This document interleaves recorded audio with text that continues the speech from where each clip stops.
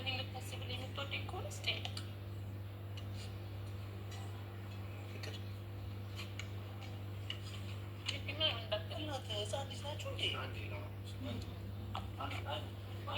በእግዚአብሔር አልፈልግም። በቃ አልፈልግም። እምቢ አልፈልግም። ስጠኝ በእግዚአብሔር። ችግር የለም ችግር የለም። እሺ ስጠኝ። እሺ ፓስፖርቴን ብቻ በእጅ ስጠኝ። አንዳንድ ጊዜ የዋህነት ይጎዳል የሚባለው እውነት ነው። ይጎዳል፣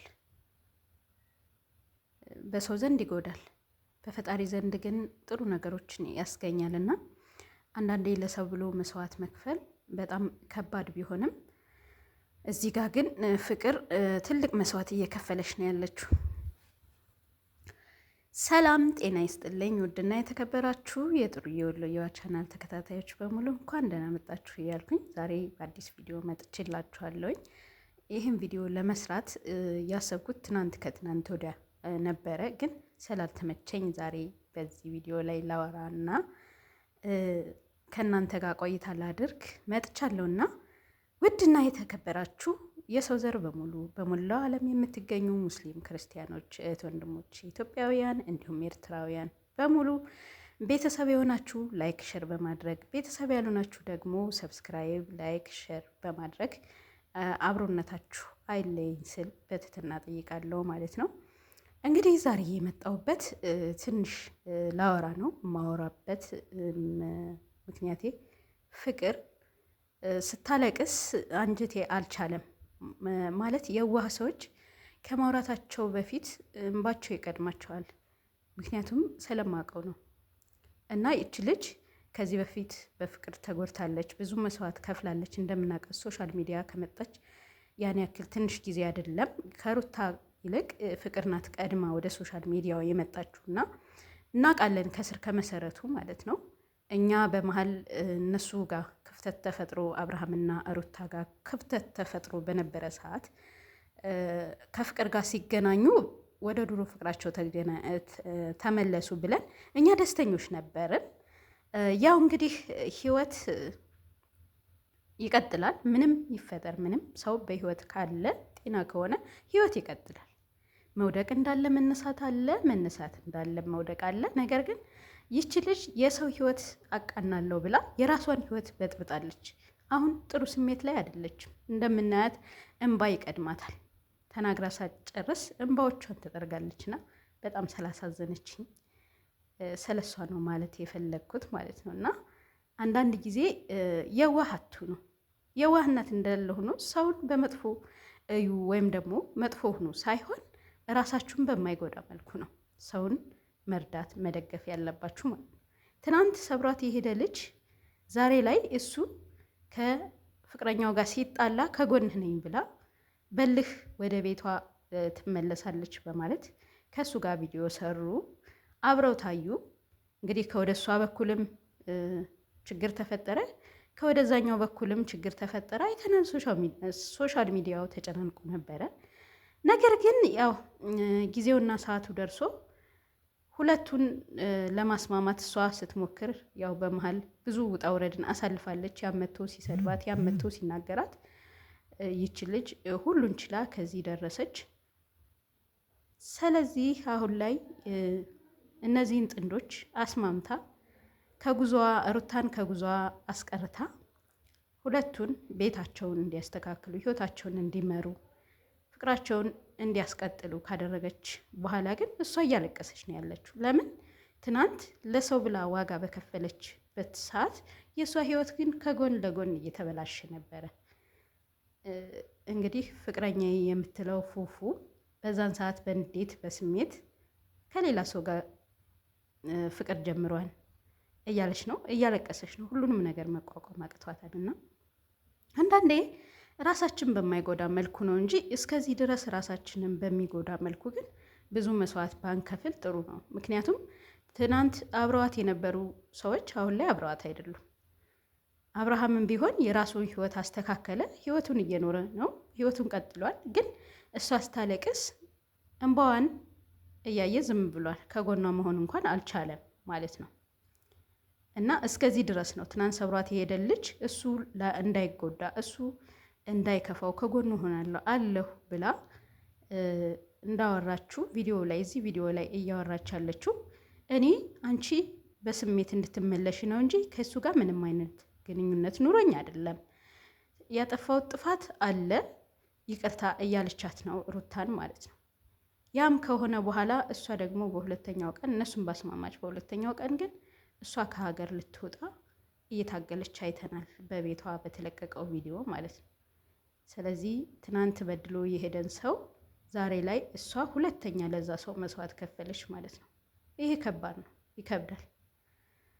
አንዳንድ ጊዜ ሰው ራስ ወዳድ፣ አንደኛው የዋህ አንደኛው ብልጥ ሲሆን ከባድ ነው እና ፍቅርዬ አታልቅሺ፣ ሁሉም ነገር ይቀጥላል። ህይወት ያው እንቅፋት ቢበዛባትም ምድራዊ ህይወት ፈተና ቢበዛባትም ግን ወደፊት እያሰብሽ ገና ልጅ ነሽ፣ ብዙ ነገር ይጠብቅሻል።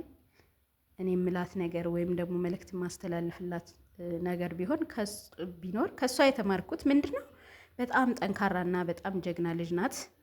ቂምም ማትይዝ የዋህ ሩህሩህ ፍልቅልቅ አላርል ከሰው ጋር መኖር የምትችል አይነት ልጅ ናትና ከእሷ ብዙ መማር ብዙ ማየት ብዙ ማገናዘብ እንችላለን። ለእኛ ለሴቶች ተምሳሌት የሆነች ቆንጅዬ ፍልቅልቅ ሁሉም በሆዷ የምትይዝ ግን እንደዚህ የምታለቅሰው እንባዎቿ እያሸነፏት እየፈነቀሏት ነው እንጂ እንባዋን ማሳየት የማትፈልግ ጀግና ሴት ናትና ሁላችሁም የምትሰድቧት ልጆች፣ የምትናገሯት ልጆች፣ የምታሸማቅቋት ልጆች ለምንድን ነው ግን?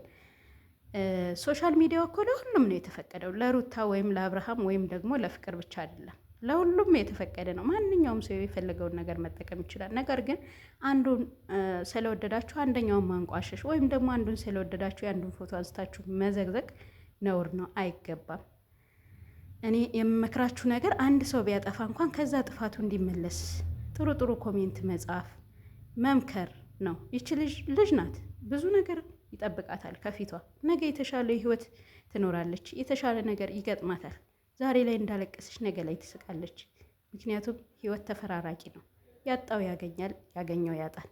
የሳቀው ያለቅሳል፣ ያለቀሰው ይስቃል። ነግበኔ ማለት ነው። በተለይ ሴቶች ኧረ ተው፣ ፍቅርን ለማሸማቀቅ ለመሳደብ ወይም ደግሞ አንገቷን ለማስደፋት ቤተሰቦቿን ለማሳዘን የምትሞክሩ ሰዎች ምንም ያጠፋችሁ ጥፋት የለም።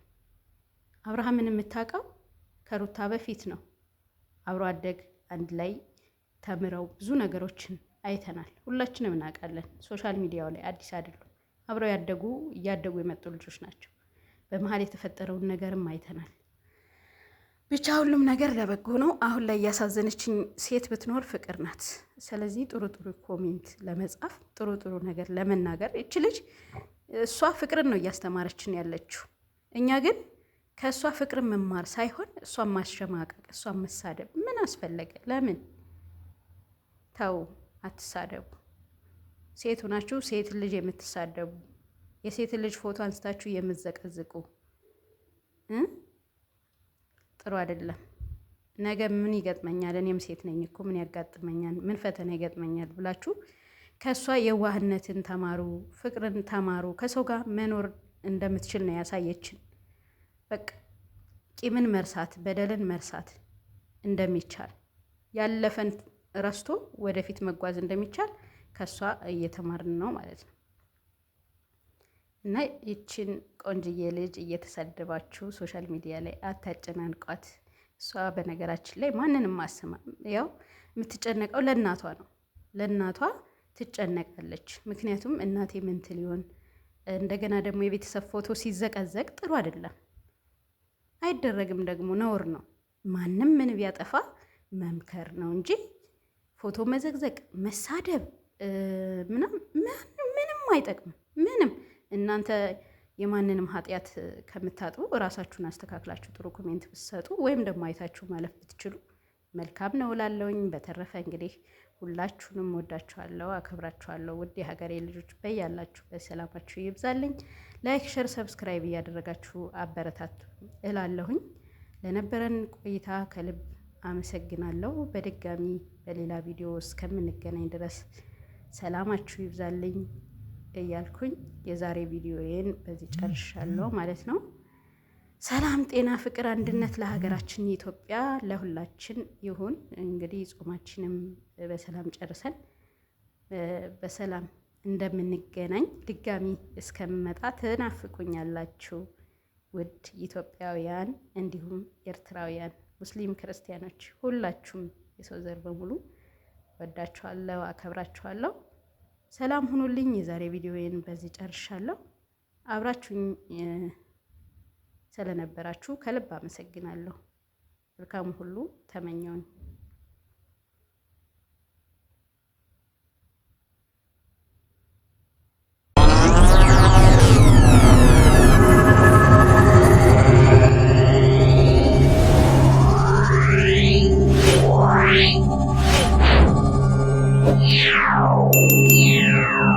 ሁሉንም ነገር እኮ ተናግሬ ጨረስኩኝ ይመስለኛል።